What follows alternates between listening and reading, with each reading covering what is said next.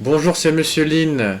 Comme vous le savez, mes collègues ont lancé des vidéos de correction d'exercices de mathématiques. Ils m'ont demandé si je pouvais participer et j'ai évidemment dit oui avec grand plaisir. J'en profite pour rebondir sur une vidéo que j'ai vue qui s'appelle Il faut détailler les calculs, faite par un de C'est mes important. collègues. Là, vous entendez un petit peu sa Souvent, il faut voix. bien rédiger, bien détailler les calculs. Oui, il faut bien détailler les calculs. Il a parfaitement raison. C'est tout à fait vrai. Et là, vous pouvez voir que l'élève n'a pas détaillé les calculs.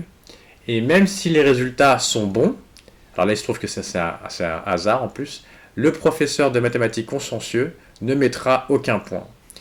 Désolé, on est méchant. Il se trouve qu'on est au mois de juin et qu'en ce moment, je corrige le bac.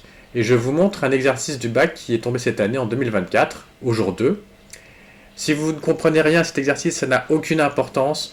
La seule chose que vous devez savoir, c'est qu'il y a des affirmations et l'élève doit dire si cette affirmation est vraie ou fausse.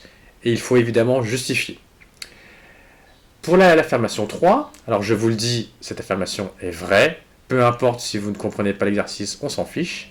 Et sur une de mes copies, sur une des copies d'élèves que j'ai vues, il y avait écrit l'affirmation 3 est fausse, car, deux points, et ensuite l'élève me démontre sur une page que l'affirmation est vraie.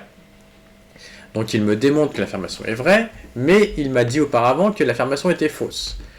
Je lui ai mis tous les points.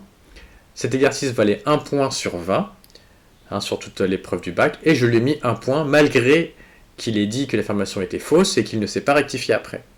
Parce que j'ai regardé le raisonnement, et le raisonnement était tout à fait correct.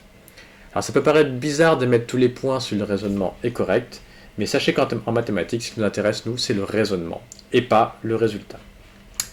J'en profite pour vous raconter une anecdote. Il se trouve que je suis un très mauvais joueur d'échecs.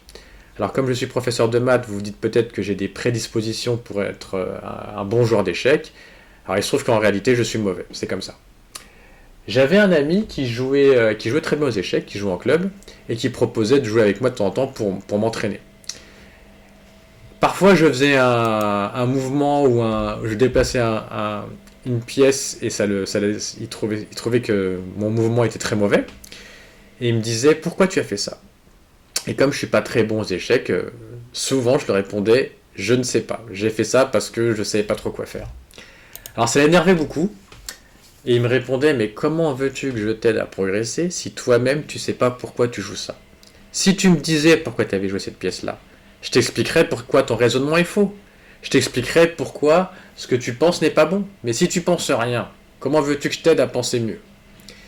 Et il a tout à fait raison.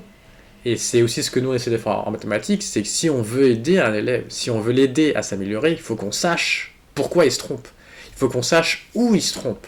Si on sait ni où, ni pourquoi, ni comment il se trompe, tout ce qu'on peut lui dire c'est qu'il a faux. Mais est-ce que ça va vraiment aider l'élève? Donc quand un élève nous donne simplement la réponse, on ne sait pas pourquoi il s'est trompé. Et donc du coup, notre aide va être limitée. Car en mathématiques, ce qui compte, c'est le chemin, c'est la route qu'on prend, c'est pas le résultat. Le résultat, c'est un nombre, parfois c'est un mot, vrai, faux. Mais un mot ou un nombre, c'est pas très important finalement, ce qui compte, c'est le résultat. Car vous ne le savez peut-être pas, mais les profs de maths sont en fait des grands philosophes. Et ce n'est pas la destination qui compte, mais bien la route. Merci.